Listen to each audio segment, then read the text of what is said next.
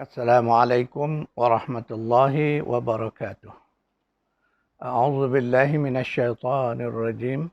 Innal hamdalillah nahmaduhu wa nasta'inu wa nastaghfiruh. Wa na'udzu billahi min syururi anfusina wa min sayyiati a'malina. Man yahdihillahu fala mudilla lahu wa man yudlil fala hadiya lahu. Asyhadu an la ilaha illallah wahdahu la syarika lahu. وأشهد أن محمدا عبده ورسوله اللهم صل على محمد وعلى آل محمد اللهم انفعنا بما علمتنا وعلمنا ما ينفعنا وزدنا علما سبحانك لا علم لنا إلا ما علمتنا إنك أنت العليم الحكيم اللهم آمين. Alhamdulillah, syukran lillah. Pagi ini insyaAllah kita dapat bertemu bagi sesi tadabbur berkaitan dengan tajuk khusus hari ini, iaitu Hari Arafah. Tuan-tuan dan puan, hari ini adalah hari ke-9 Zulhijjah, di mana hari ini jamaah haji akan berkumpul di Arafah bagi melaksanakan rukun haji, iaitu wukuf di Arafah. Tuan-tuan dan puan, kita sering diingatkan tentang kepentingan hari Arafah ini. Di dalam beberapa hadis disebutkan keutamaan hari Arafah. InsyaAllah, marilah kita manfaatkan hari ini, hari Arafah ini, di mana antara yang digalakkan kita ialah meningkatkan amalan kita. Dan amalan-amalan soleh itu banyak, tuan-tuan dan puan. Tidak dikhususkan, tetapi mari kita melihat. InsyaAllah melalui video ini saya ingin mengajak tuan-tuan dan puan, marilah kita beramal dengan berdasarkan kepada amalan-amalan yang benar, ada dalilnya. Sebab apa, sekarang ini kita melihat banyak video, banyak tulisan-tulisan berkaitan dengan fadilat-fadilat. Kadang-kadang tidak didasarkan kepada dalil Al-Quran dan hadis yang sahih. Malah ada yang menyebutnya hadis tetapi tidak disahihkan sama ada hadis itu hadis sahih. Malah dalam kajian yang dibuat oleh pihak yang berkuasa, pihak yang ada autoriti, didapati sebahagian hadis-hadis yang dibawa untuk menunjukkan kelebihan-kelebihan hari Arafah ini, sebahagiannya adalah dhaif. Dhaif tu masih lagi okey, tapi ada yang hadis palsu, hadis yang tidak kuat sanadnya. Jadi tuan-tuan dan puan, sebab itu pada saya paling mudah dan paling mantap ialah kita kembali kepada Al-Quran. Jadi tuan-tuan dan puan, sekarang adalah musim haji. Jadi haji ini satu ibadah besar yang diwajibkan kepada kita umat Islam. Kewajipannya bersyarat, iaitu bersyarat berdasar kepada kemampuan kita menyediakan perjalanan untuk haji. Apapun, sebagai orang yang beriman, setiap kita mestilah mempunyai keazaman yang kuat untuk melaksanakan haji. Kerana haji ini sebenarnya bergantung kepada keinginan, niat, kemahuan yang kuat. InsyaAllah, sebab kita melihat ramai orang yang zahirnya kita melihat dari sudut keuangan, dari sudut kemampuannya, mereka ini tidak mampu, tetapi kita melihat mereka dapat melaksanakan haji. Sebaliknya dalam situasi lain, kita melihat ramai kalangan kita yang berkemampuan dari sudut keuangan, dari sudut kesihatan dan sebagainya. Tapi mereka masih lagi belum melaksanakan haji. Masih tertangguh-tangguh dengan 1001 alasan. Jadi tuan-tuan dan puan, berdoalah. Haji ini satu, kalau kita dah dapat haji ini, insyaAllah ia satu anugerah. Kerana ramai juga di kalangan kita yang meninggal, tak sempat nak melaksanakan haji. Mungkin kerana tidak kemampuan, mungkin kerana tidak ada kesempatan. terutama hari ini dalam keadaan kita dikenakan dengan kota. Ya. Jadi haji ini tidaklah mudah.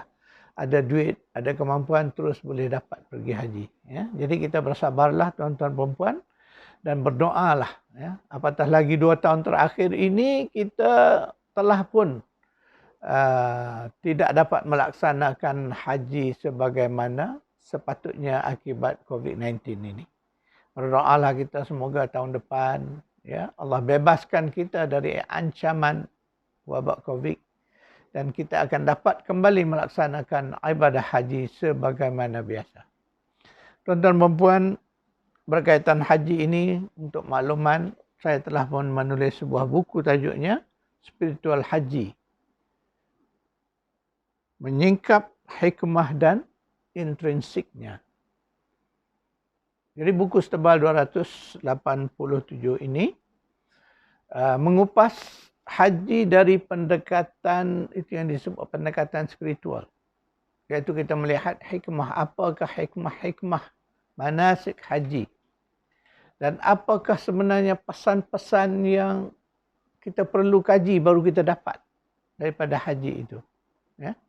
Dan semua ini fakta-faktanya insya-Allah berdasarkan kepada tadabbur ayat-ayat berkaitan dengan haji dan juga berkaitan dengan latar belakang haji. Jadi tuan-tuan perempuan, buku ini mengambil satu pendekatan. Ya. Jadi bukanlah bermakna kita nak melihat haji itu sebagai satu ibadat dari pendekatan yang dipanggil segmental ataupun terpisah antara satu sama lain. Haji ini satu amalan yang komprehensif, lengkap. Satu amalan holistik. Dalamnya ada manasiknya, ada fiqhnya, dan di dalamnya juga ada tarbiyah dan ada elemen-elemen tauhid dan sebagainya. Jadi maka buku ini kita membahagikan kepada 6 tema yang diungkap oleh buku ini, iaitu yang pertama pendekatan haji itu dari sudut tauhid. Kemudian haji juga adalah satu perjuangan. Haji adalah satu rahmat, kasih sayang. Dan yang keempatnya, haji juga adalah sebuah sejarah. Bagaimana kita nak belajar sejarah, maka haji menceritakan bagaimana cara belajar sejarah. Yang kelimanya adalah jati diri. Kerana ibadah haji ini adalah satu tarbiyah Allah kepada kita untuk membolehkan umat-umat Islam, orang-orang beriman membentuk jati dirinya yang sebenar sebagai orang yang beriman. Itulah pendekatan yang kita pakai. Dan akhirnya kita melihat dari sudut spiritual, haji itu adalah satu bentuk tarbiyah, pendidikan. Sebuah institusi tarbiyah yang mendapat membentuk kita menjadi seorang Muslim, seorang mukmin yang bertakwa, yang muhsin dan juga yang disebut sebagai al-abrar, golongan orang-orang yang berbakti kepada Allah. Jadi tuan-tuan perempuan, itulah buku yang saya tulis ini berdasarkan kepada siri-siri ceramah saya, kuliah saya kepada para mutawif. Ya. Dan berikutan daripada buku itu, saya telah menghasilkan buku kedua berkaitan dengan haji, iaitulah yang disebut sebagai bagaimana kaedah cara untuk kita mencapai haji mabrur. Itu buku yang kedua. Dan terakhir, saya menulis sebuah buku tajuknya Ibrahim Khalilullah memodelkan kepemimpinannya. Jadi buku terakhir ini tebalnya sama juga lebih kurang 286 muka surat. Ia adalah sebuah buku tadabbur juga, tetapi tadabbur tematik atau disebut tadabbur maudhu'i, iaitu tadabbur mengikut tajuk. Jadi tajuk yang kita tadabbur ini berkaitan dengan Nabi Ibrahim alaihissalam. Sejarahnya, perjuangannya dan kaitannya dengan ibadah haji.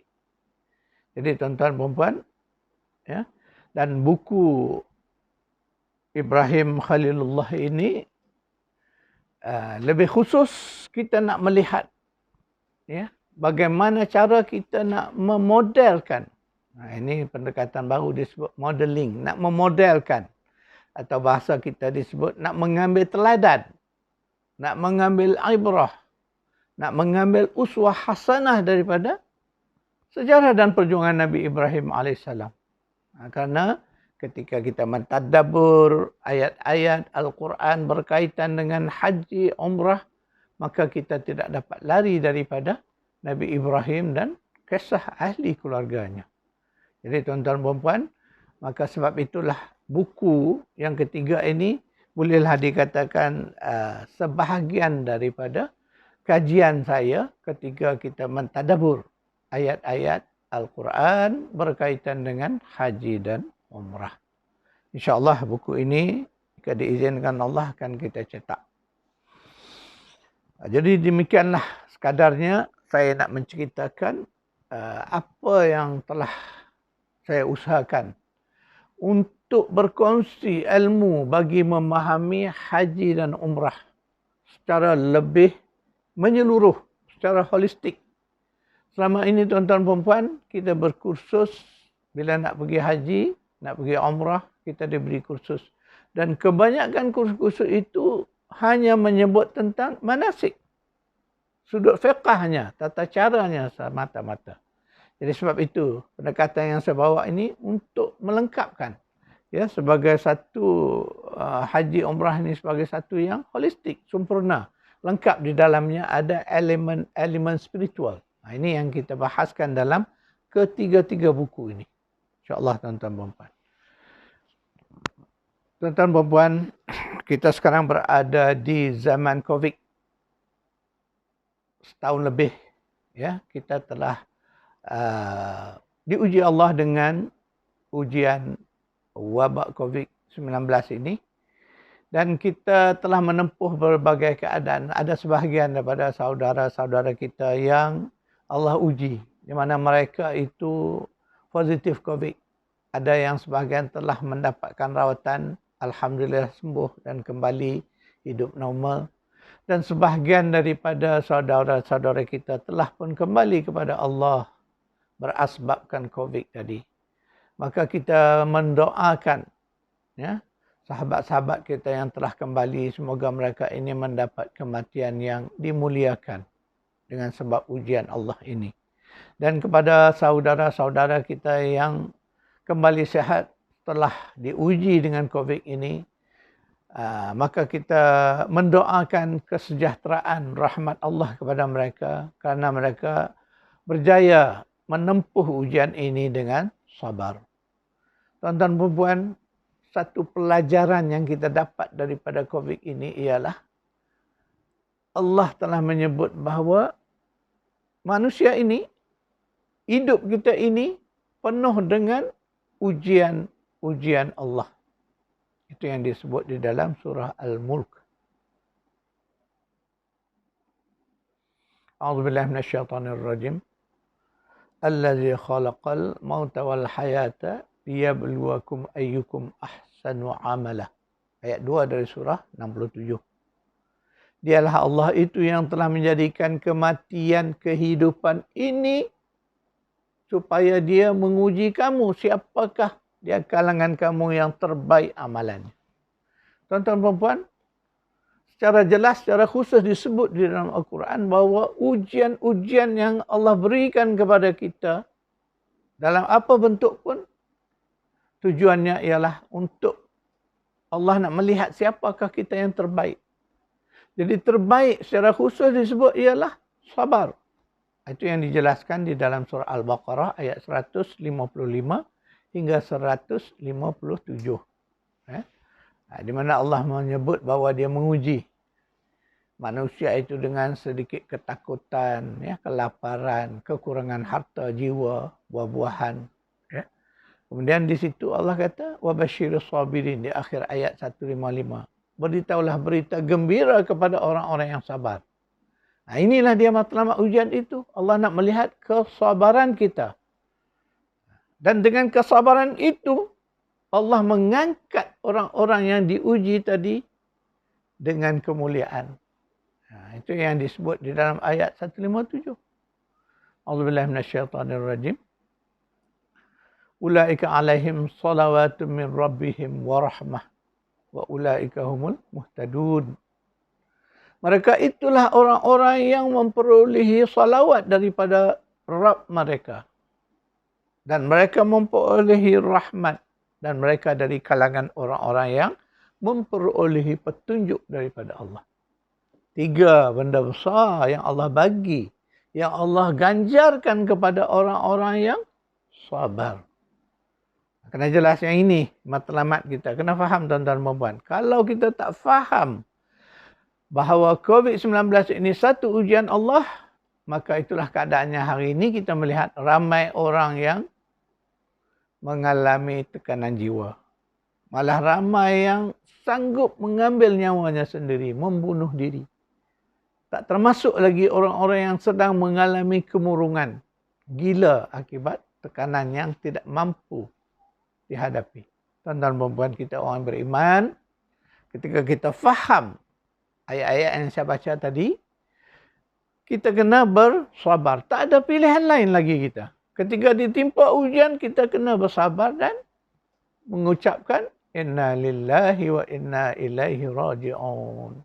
Sesungguhnya sesuatu kita ini milik Allah.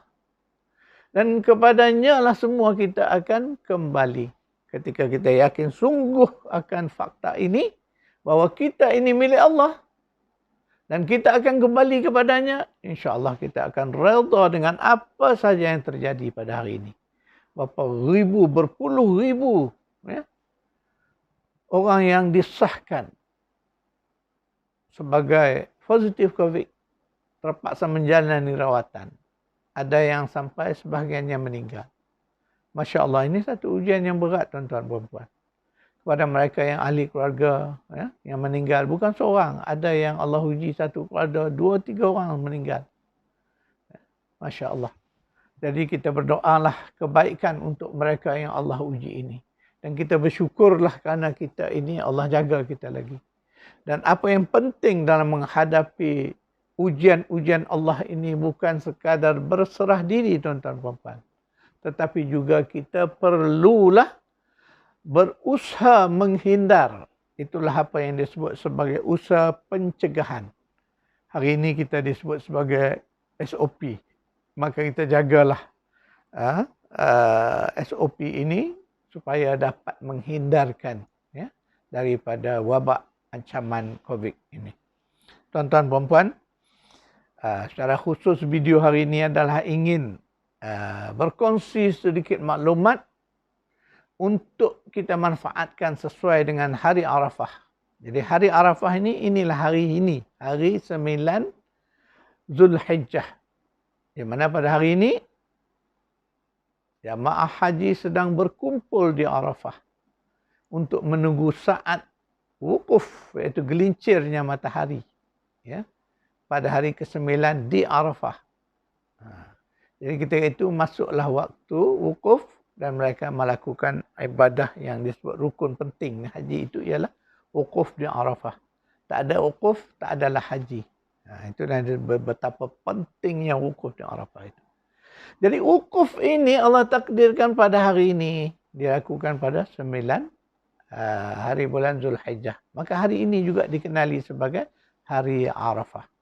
Tuan-tuan dan puan, hari Arafah ini secara khusus adalah untuk jamaah haji yang melaksanakan haji mereka. Tetapi bagaimana pula kita yang tidak berhaji, yang berada di merata tempat pada hari ini. Maka kita juga sebenarnya memperolehi kesempatan untuk mendapatkan kelebihan dan keutamaan hari Arafah ini. Bagaimana caranya? Jadi kita disebut secara umum, dalam sebuah hadis Nabi menyebut bahawa kelebihan ini, maka beramallah dengan amalan soleh, ya, perbanyakkan amalan di sudut kualiti dan kuantitinya juga, insya-Allah kita akan memperolehi kelebihan-kelebihan hari Arafah. Jadi kita banyak disajikan dengan pelbagai maklumat. Ya, ada yang datang dalam bentuk video, tulisan, hari ini dalam media sosial, ya, poster dan sebagainya, yang mengajak kita beramal. Alhamdulillah, satu usaha yang baik. Malah kita rajin pula menyebarkannya. Jadi tuan-tuan perempuan, dalam hal ini kita kena juga berhati-hati. Sebab apa? Sebahagian daripada maklumat-maklumat yang diberi, disajikan kepada kita itu, ada yang tidak ada asas, tidak ada dalil yang kuat. Ada yang tak berdalil. Dia sebut je, ini amalan yang diberi oleh guru kami. Amallah. Jadi kita kena semak, ya, sebagai seorang yang faham tanggungjawab untuk menyemak, kita kena tabayun. Siasat semak dulu. Kalau disebut hadis, kita cek adakah hadis itu hadis sahih. Siapa yang meriwayatkannya? Adakah mereka-mereka yang diakui sebagai periwayat hadis sahih? Atau hadis yang tak ada periwayat, tiba-tiba datang hadis. Jadi ini semua perlu disemak, tuan-tuan perempuan. Itu yang sebaiknya. Tapi al-maklumlah, kita sebagai orang awam ni, biasanya kita tak mampu nak melakukannya. Sebab nak menyemak hadis ni bukanlah senang. Ya? Jadi sebab tu tuan-tuan perempuan, saya ingin mengajak, mari kita melihat di dalam Al-Quran. Sebab Al-Quran ni satu benda yang istimewanya, semua orang ada Al-Quran, boleh semak, boleh cek, boleh pastikan. Dan tidak rumit. Ada ayat, itulah dalilnya.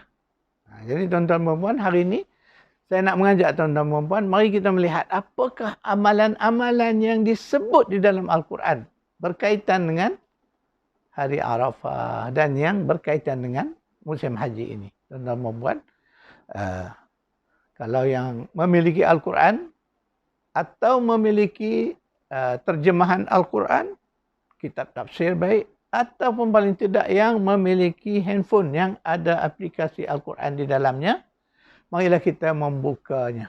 Ya. Jadi tuan-tuan perempuan, ayat-ayat yang saya nak tadabbur ni, ayat-ayat berkaitan dengan haji. Kerana hari Arafah ni hari haji. Di dalam Al-Quran, banyak ayat-ayat berkaitan haji ni di dalam pelbagai surah. Jadi hari ini tak payahlah kita nak cari semua surah banyak. Mari kita fokus kepada ayat-ayat yang ada di dalam surah Al-Baqarah. Jadi tuan-tuan perempuan, tolong buka surah Al-Baqarah, surah 2. Kita melihat daripada ayat 290, 196. Ya, bermula dari situ. Jadi banyak, beberapa ayat tu banyak sampai ayat 200 lebih, ya, ayat-ayat yang berkait tentang haji dan manasiknya. Jadi di situ kita nak mencari mana dalilnya yang Allah sebut, apa amalan ni disebut di dalam ayat-ayat ni. Amalan yang patut kita buat di hari Arafah ni. Jadi tuan-tuan puan, mari kita melihat 196.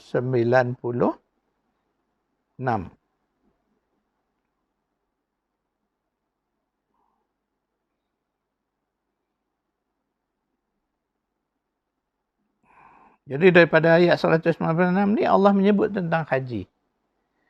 A'udzubillahi minasyaitonirrajim. Wa atimmul hajja wal umrata lillah fa in uhsirtum famastaysara minal hadi wa la tahliqu ru'usakum hatta yablughal hadyu mahillah faman kana minkum maridan aw bihi adha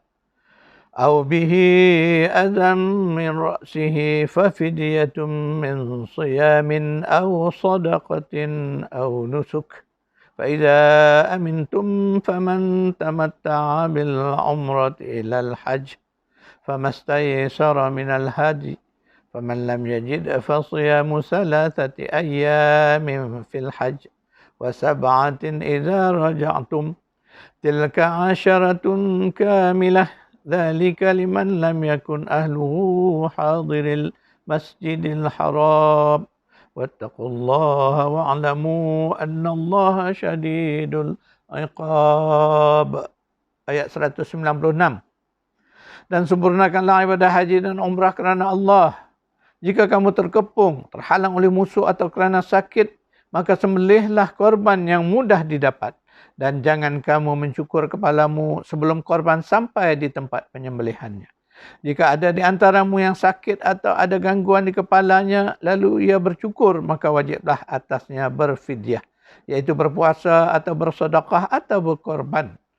Apabila kamu telah merasa aman, maka bagi sesiapa yang ingin mengerjakan umrah sebelum haji, iaitulah haji tamattu, wajiblah ia menyembelih korban yang mudah didapat. Tetapi jika ia tidak menemukan, maka wajib berpuasa 3 hari dalam masa haji dan 7 hari lagi apabila kamu telah pulang kembali. Itulah 10 hari yang sempurna. Demikian itu kewajipan membayar fidyah bagi orang-orang yang keluarganya tidak berada di sekitar Masjidil Haram. Orang-orang yang bukan penduduk kota Mekah. Maka dan bertakwalah kepada Allah dan ketahuilah bahawa Allah itu sangat keras siksaannya. Jadi ayat 96 ini nak menceritakan tata cara atau manasik haji, peraturan-peraturannya. Ya? Jadi yang itu saya tak kupas lah. Jadi kita sambung ayat berikutnya, ayat 197. Al-Hajju Ashhurun Ma'lumat, faman farada fihinna al-hajja fala rafatha wala fusuq. فلا رفث ولا فسوق ولا جدال في الحج وما تفعلوا من خير يعلمه الله وتزودوا فإن خير الزاد التقوى واتقون يا أولي الألباب. Musim haji itu adalah beberapa bulan yang dimaklumi. Barang siapa yang menetapkan niatnya dalam bulan itu akan mengerjakan haji, maka tidak boleh rafath, tidak boleh berbuat fasik dan tidak boleh berbantah-bantahan di dalam masa mengerjakan haji. Dan apa yang kamu kerjakan berupa kebaikan, niscaya Allah mengetahuinya. Berbekallah dan sesungguhnya sebaik-baik bekal adalah takwa dan bertakwalah kepadaku, wahai ulul albab.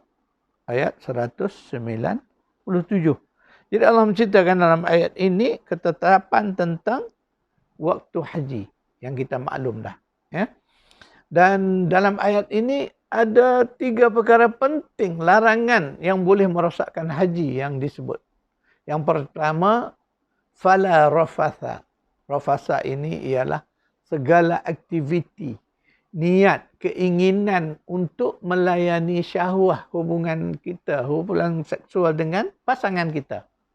Pasangan, ingat tuan-tuan dan puan, pasangan kita halal. Tetapi sewaktu haji ini, kita dilarang fala rafatha. Jadi jangan kita maknanya melakukan pendahuluan yang boleh membawa kepada keinginan-keinginan bersama ini. Itu yang disebut rafath. Wala fusuq. Fusuq ini adalah segala perbuatan-perbuatan menderhakai Allah, perbuatan-perbuatan yang membawa kepada dosa. Tak kiralah kecil besar, iaitu termasuk dalam fasik. Wala jidal, dan hindarilah segala bantah-bantah membantah. Jadi pertengkaran yang akhirnya membawa pada pergaduhan dan sebagainya. Ini dilarang sangat di dalam haji. Jadi jaga 3 perkara ini. 3 perkara yang Allah sebut dengan jelas. Selain daripada itu, ada lagi 13 larangan ihram. Itu tuan-tuan dan puan kita maklumlah. Dalam haji ketika berihram ada 13 larangan. Saya tak mau sebut di sini kerana panjang cerita dia. Yang itu nanti kita belajar di dalam bab manasik kita akan tahu. Jadi Allah mengingatkan kita bahawa buatlah dalam waktu haji ni, lakukanlah segala yang baik, segala yang terbaik. Itu maksud dia. Kerana Allah tahu. Dan Allah menuntut kita supaya menyediakan bekal. Sebab nak melakukan haji ini, Masya Allah perlu bekal yang banyak. Bekal dari segi keuangannya. Ya, untuk menjamin kita di sana cukup makan minum kita, tempat tinggal kita. Kemudian bekal dari segi ilmu. Kena ada ilmu yang lengkap supaya kita manasik haji kita sempurna. Bukan senang tuan-tuan dan puan kita nak melaksanakan haji ini sekali seumur hidup. Maka nak buat yang terbaik itu mesti ada bekal ilmu. Belajar sungguh-sungguh, faham betul-betul. Sebab itulah saya dalam bab ini, saya nak mengajak faham pendekatan spiritual ini supaya haji kita dapat kita rasai, dapat kita hayati dengan sepenuh hati kita. Itulah maksudnya bekal itu. Dan Allah sebut sebaik bekal itu ialah rasa takwa. Takwa itulah yang sebaik-baik. Dan Allah mengajak orang-orang yang berakal. Ulul albab ni orang yang berakal, orang yang berilmu, orang yang sentiasa ingat pada Allah, orang yang sentiasa berfikir tentang makhluk Allah. Ya. Kita sambung ayat 198. Laisa alaikum junahu an yabtaghu fadlan min rabbikum. فإذا أفضتم من عرفات فاذكروا الله فاذكروا الله عند المشعر الحرام واذكروه كما هداكم وإن كنتم من قبله لمن الضالين. Tidak ada dosa bagimu untuk mencari kurnia rezeki hasil perniagaan dari Tuhanmu. Maka apabila kamu telah bertolak dari Arafah, berzikirlah kepada Allah di Masy'aril Haram dan berzikirlah dengan menyebut Allah sebagaimana yang ditunjukkannya kepadamu. Dan sesungguhnya kamu sebelum itu benar-benar termasuk orang-orang yang sesat. Di sinilah, di dalam ayat 198 ni kita akan bertemu apa yang amalan yang patut kita lakukan. Di dalam ini disebut dengan jelas bahawa dalam waktu kita mengerja haji, boleh kita dibenarkan untuk berniaga sambil-sambil. Tapi ingat keutamaan kita melaksanakan haji. Tapi kita letakkan perniagaan itu sebagai urusan yang di bawahnya. Itu dibenarkan sebab disebut dalam ayat ni. Laisa alaikum junah, makna kita dibolehkan berniaga nak cari rezeki tambahan, bawa bekalan apa dari negara kita, jual kat sana contoh. Dibenarkan. Kemudian Allah mengingatkan apabila kamu berangkat daripada Arafah. Jadi duduk di Arafah ni sekejap saja sebab tu wukuf ni berhenti maksudnya. Waqafa berhenti. Berhenti sekejap. Kemudian bergerak. Itu maksud. Tetapi kita biasalah kita ni kadang-kadang bermalam di Arafah tu kerana keadaan terpaksa. Macam kita jamaah dari Malaysia ni, kita hari ke-8 dah berada di Arafah dah. Bermalam, malam ke-9 tu di Arafahnya.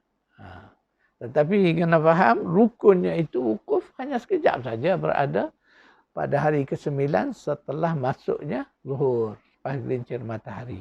Jadi setelah berada di Arafah, kita kena berangkat. Berangkat ke mana? Menuju Mina. Maka setelah berangkat itulah kita melewati satu tempat yang disebut sebagai Muzdalifah. Di dalam ayat yang kita bacakan tadi disebut Masy'aril Haram. Itu maknanya Muzdalifah. Jadi di situ Allah sebut tentang amalan. Yang ini kita kena ambil ni, faham ni. Ini dalil kita nak beramal ni. Jadi di hari Arafah itu amalan yang disebut itu apa dia? Zakarallah. Yazkurunallaha katsira. Ingat kepada Allah banyak-banyak. Berzikir kepada Allah banyak-banyak. Sebanyak-banyak yang kita mampu. Makna di situ amalannya ialah zikir. Maka ditakdirkan orang-orang yang haji melafazkan talbiyah. Itu juga bahagian daripada zikir. Kemudian di hari ke-9 ini kita dah disunatkan untuk bertakbir. Ya? Sebab di dalam takbir itu lengkap semua zikir. Apa yang tak ada situ? Takbir ada Allahu Akbar, Allahu Akbar, Allahu Akbar. Walillahil hamd. Dan ada pula tahmid. Kemudian ada pula tahlilnya. La ilaha illallah. Di samping itu ada tasbihnya. Lengkap zikir di dalam takbir tadi. Nampak tak? Jadi di situ dengan hanya melafazkan takbir, bertakbir sebanyak-banyaknya. Terutama kita di musim haji ini, takbir kita disunatkan daripada hari ke-9 ini sampailah kepada hari ke-13. Hari tasyrik ke-13 itu. Di situ bertakbir sebanyak-banyaknya. Itulah yang disebut di dalam ayat tadi. Ingat tuan-tuan dan puan. Amalan yang sangat mudah, sederhana. Subhanallah, walhamdulillah, wa la ilaha illallah, wallahu akbar. Pun mencukupi, banyakkan. Ingat Allah banyak-banyak. Allah nak hati kita ingat. Dengan mulut dia sebut, hati tak ingat kepada Allah. Jadi tuan-tuan dan puan, ini yang saya nak bawa tadi. Jadi dalilnya ni ada dalam ayat 198. Kenapa tuan-tuan dan puan? Kita selama ni beramal, tuan-tuan dan puan. Banyak segala-gala amalan yang kita lakukan, kita beramal. Tetapi pernahkah kita semak? Apakah kita beramal itu sesuai dan dalilnya ada di dalam Al-Quran? Pernahkah kita jumpa ayat-ayat berkaitan? Pernahkah kita tadabbur ayat-ayat berkaitan? Itulah isunya. Sebab itu dalam aktiviti mentadabbur ayat-ayat Al-Quran ini, kita kena lakukan hal ini supaya kita faham Oh, kita beramal hari ni nak banyak zikir, nak banyak tahlil. Dan hari ni tahlil yang baik yang disebut oleh Nabi ialah la ilaha illallah wahdahu la syarikalah lahul mulku wa lahul hamdu yuhyi wa yumit wa huwa ala kulli syai'in qadir. Itu yang disebut. Jadi kena banyak melafazkan. Itu adalah tahlil, dan tahlil itu sebahagian daripada zikir. Itu tidaklah susah amalan itu kita duk lakukan selalu, tuan-tuan dan puan. Jadi di hari Arafah hari ini banyakkan. Kemudian tingkatkan kualiti dia. Maknanya ketika kita menyebut tu kita rasakan dalam hati dengan penuh sedar. Hakikat la ilaha illallah wahdahu la syarikalah lahul mulku wa lahul hamdu. Bagi Allah lah segala kekuasaan, kerajaan seluruhnya Allah punya, dan bagi Allah lah pujian. Walahul hamdu. Yuhyi wa yumit, dia menghidup dan mematikan, dan dia berkuasa ke atas tiap-tiap sesuatu. Wa huwa ala kulli syai'in qadir. Itulah doa yang kita faham, bahawa kita digalakkan dengan melafazkan kalimah itu. Itu adalah kalimah apa? Tahlil. La ilaha illallah. Jadi ingat, takbir, tahmid, tahlil, tasbih, semua itu bahagian daripada zikir kita kepada Allah. Cuma kita yang tak mengajar haji ni, kita taklah melafazkan kalimah, lafaz talbiyah. Orang-orang yang mengajarkan haji, mereka boleh melafazkan talbiyah, boleh melafazkan takbir. Itu satu proses kita mengingat Allah. Sebab Allah sebut di sini, wazkuruhu kama hadakum. Sebutlah, ingatlah Allah itu sebagaimana kamu diberi petunjuk. Jadi kita nak menyebut Allah ni kena ada caranya. Mana nak menyebut zikir-zikir itu mesti juga kena mengikut cara yang benar. Mana zikir-zikir yang ma'thur, yang ada berdalil pada hadisnya. Jadi ada yang saya melihat banyak sekarang ni diedarkan lafaz-lafaz zikir yang baik, yang dipetik dari pelbagai hadis. Jadi bila banyak hadis tu perawinya, maka berbeza-bezalah sedikit sebutan-sebutan hadis itu. Jadi banyak yang disebut.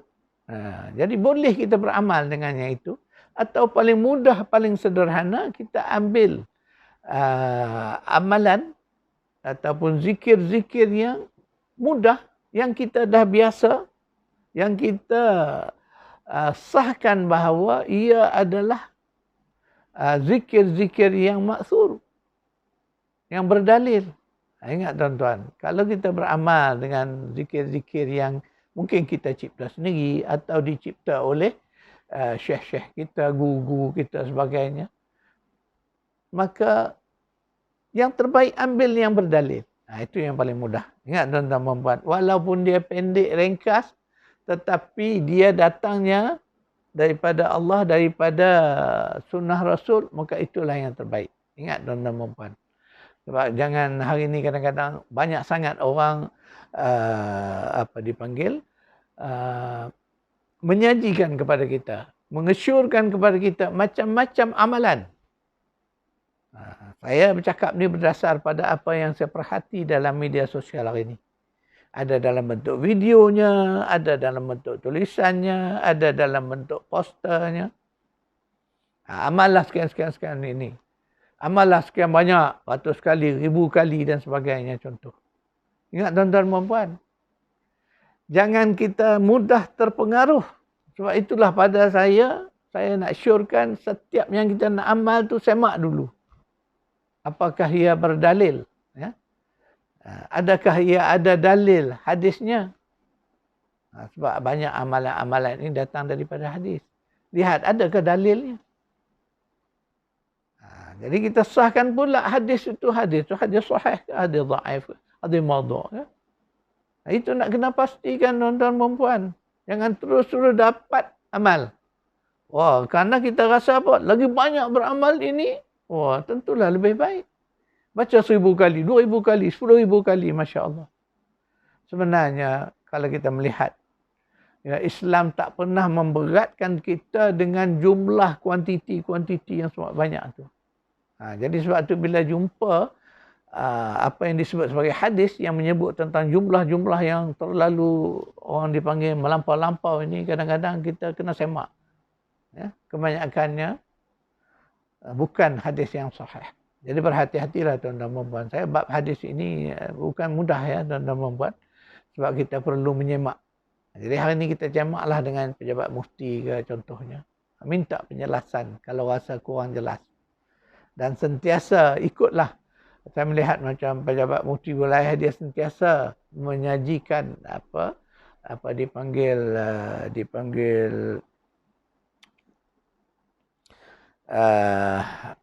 fatwa-fatwa berkaitan dengan amalan-amalannya sedemikian. Pastikan sah betul-betul baru beramal. Ingat, saya pesan tuan-tuan dan puan.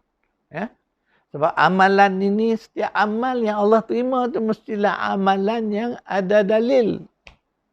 Amalan yang kita laku kerana ittiba'ur Rasul, ingat. Tapi kalau kita amalan kita ittiba' juga, tapi ittiba' syekh kita, guru kita yang tak kuat dalilnya, tak jadi tuan-tuan dan puan. Jadi sebab itu ingat. Sebab tu saya ingin mengajak tuan-tuan dan puan, kita ada Al-Quran di tangan kita. Al-Quran ini hanya banyak dalil. Tadi kita dah baca dah tadi ayat-ayat yang Allah sebut. Dan ayat 198 ni jelas. Allah dah bagi dah.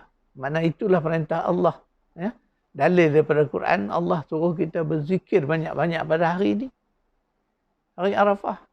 Zikir itu mudah kan kita dah biasa buat. Takbirnya, tahlilnya, la ilaha illallah wahdahu la syarikalah lahul mulku wa lahul hamdu yuhyi wa yumit wa huwa ala kulli syai'in qadir.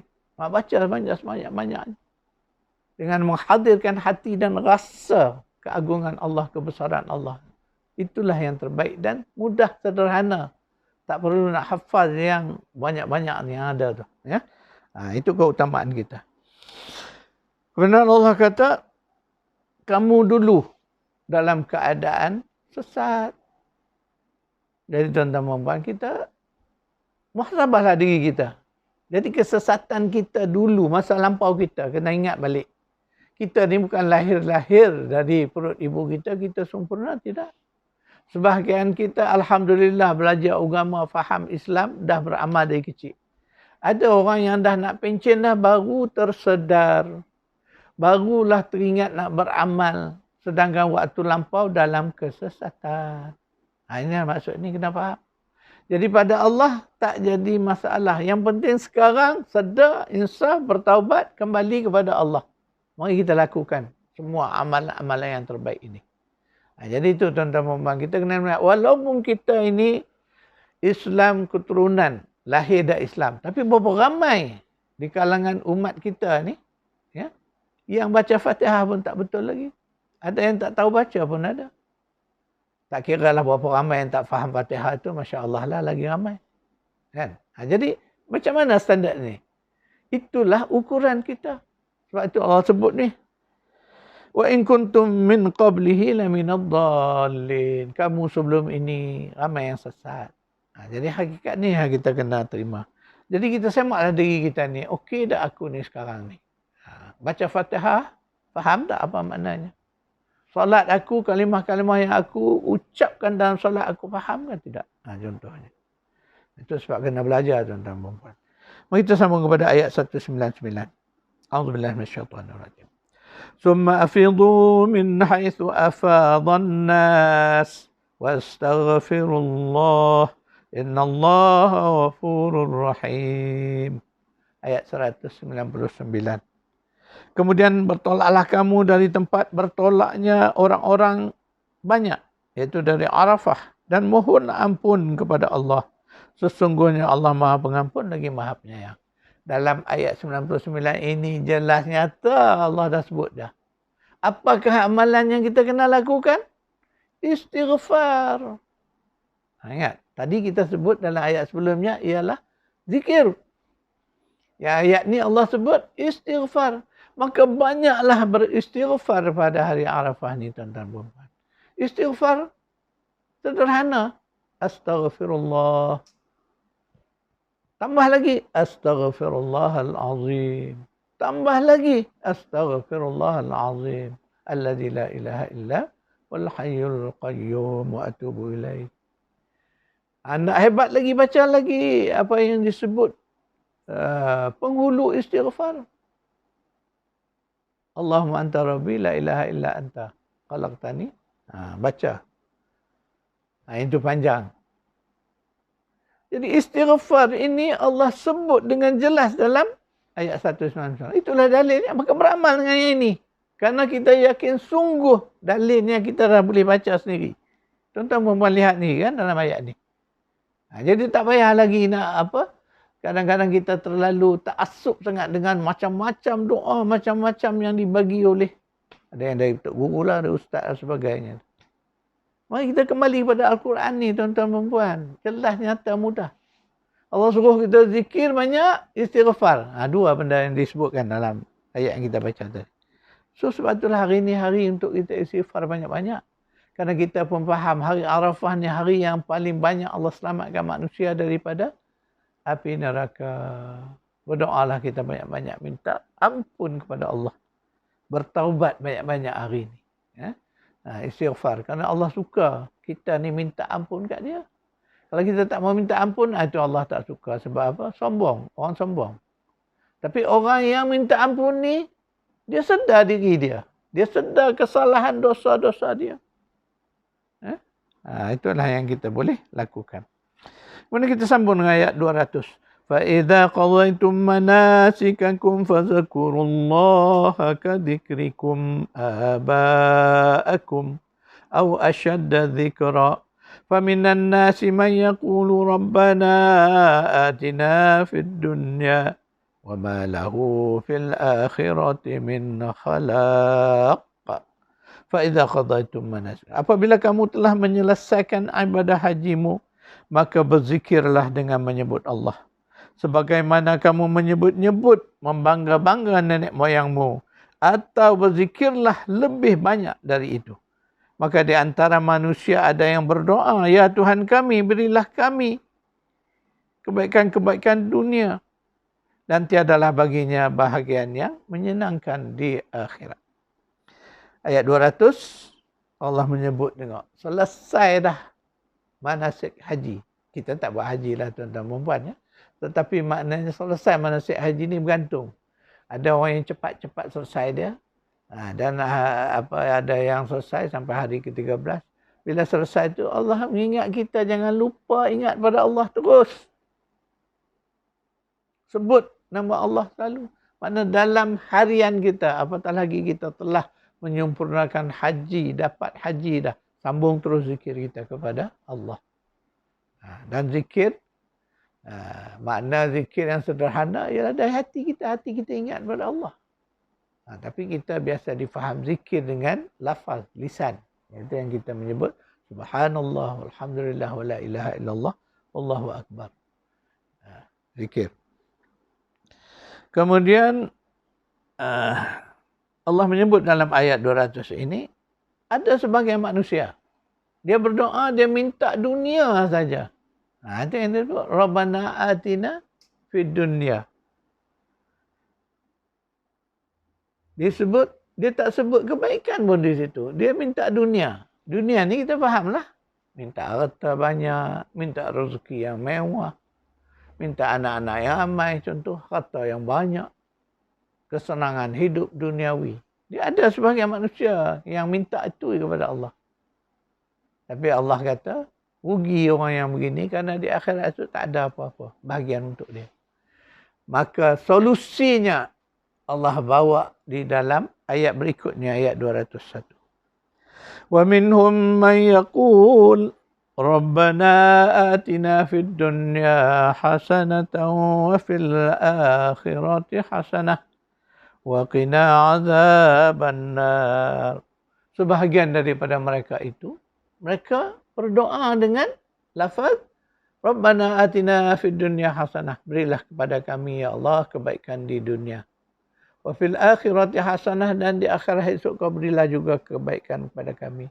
Wa qina azaban nar, dan jauhilah kami dari azab neraka. Itulah doa yang kita doa amal tuan-tuan puan-puan selama ni. Jadi hari ni setelah membaca ayat ni, bagi orang yang belum lagi tahu, doa ini Allah ajar kita. Ini doa dari Al-Quran yang sederhana, pendek, yang kita duk beramal selalu. Yang kita dengar selalu tu imam membaca selepas solat. Doa yang pendek. Tapi ingat tuan-tuan dan puan, doa pendek inilah doa yang Nabi suka baca. Kenapa? Doa yang pendek tapi mengandungi satu yang sangat besar. Itulah yang dipanggil induk kepada doa.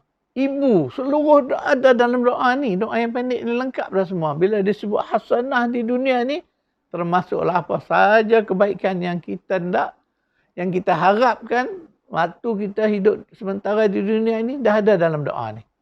Itu makna dia. Satu doa yang lengkap menyeluruh.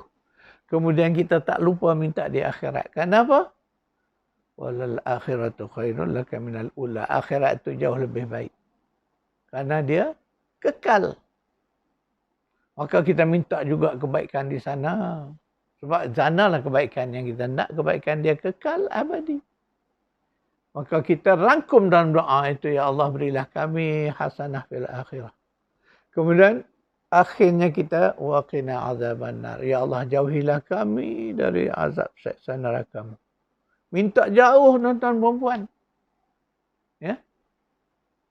Nak dekat pun tak nak. Ini yang Allah ajar pada kita. Maka janganlah kita ada pula orang kita berasa yakin nak cuba-cuba, nak rasa azab neraka macam mana. Ya. Jangan. Na'udzubillah. Allah ajar kita minta kat dia supaya jauh. Fahamlah tuan-tuan perempuan. Inilah doa yang sangat hebat yang Allah bagi pada kita. Tetapi kita ni kerana dah biasa dengar biasa, kita tak rasa apa-apa pun doa ni. Ni hari ni kita tadabbur ayat ini langsung dari Al-Quran. Tuan-tuan buka mata, yang mana belum sedar tu, inilah doa yang terbaik.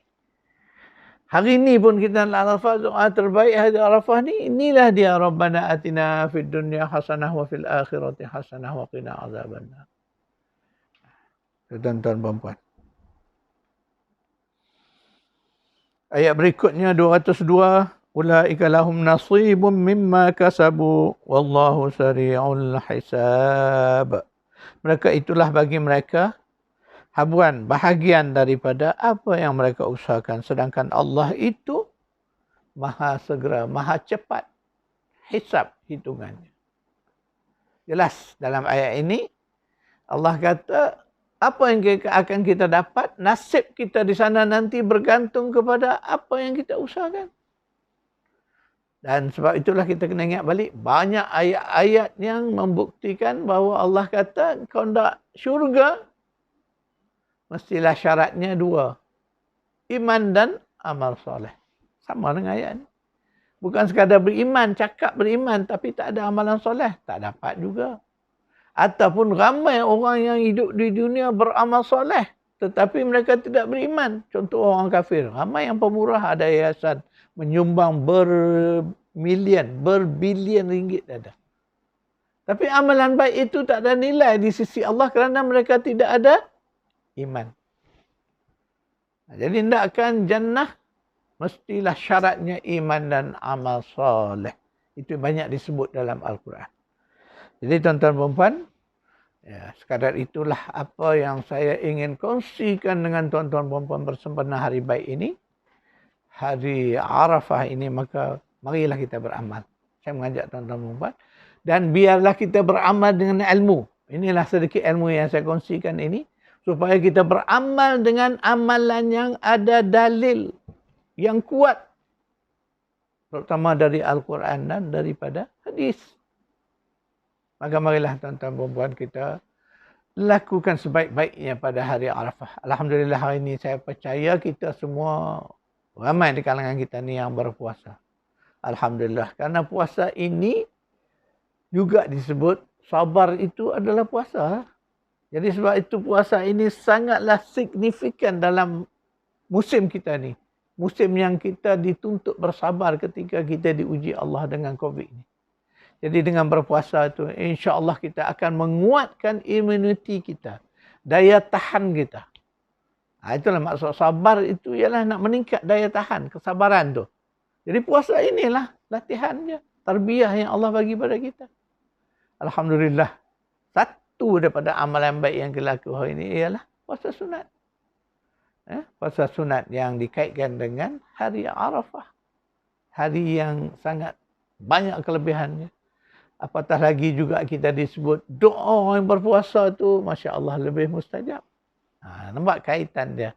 Jadi ketika kita berpuasa pada hari Arafah, kita banyak berdoa, berzikir pada hari Arafah, mana kita menyempurnakan satu proses kita berdoa, minta kepada Allah segala kebaikan. Masya Allah. Ya, tuan-tuan dan puan. Marilah kita beramal bersama-sama. Dan insya-Allah jika ada kesempatan kita akan bertemu dalam video tadabbur yang lain. Ya. Jadi bersempena dengan sambutan Aidil Adha besok hari, maka saya dan isteri saya bagi pihak pengurusan penerbitan video ini, kami mengucapkan selamat menyambut Aidil Adha kepada mereka yang berkorban. Alhamdulillah, lakukanlah korban. Semoga Allah menerima korban tuan-tuan dan puan-puan. A'udzu billahi minasyaitonir rajim. Bismillahirrahmanirrahim. Alhamdulillahirabbil alamin wassalatu wassalamu ala asyrafil anbiya'i wal mursalin wa ala alihi wa sahbihi ajma'in. Rabbana atina fid dunya hasanah wa fil akhirati hasanah wa qina adzaban nar. Sallallahu ala Muhammad وعلى آل محمد سبحانك رب العزة عما يصفون وسلام على المرسلين والحمد لله رب العالمين.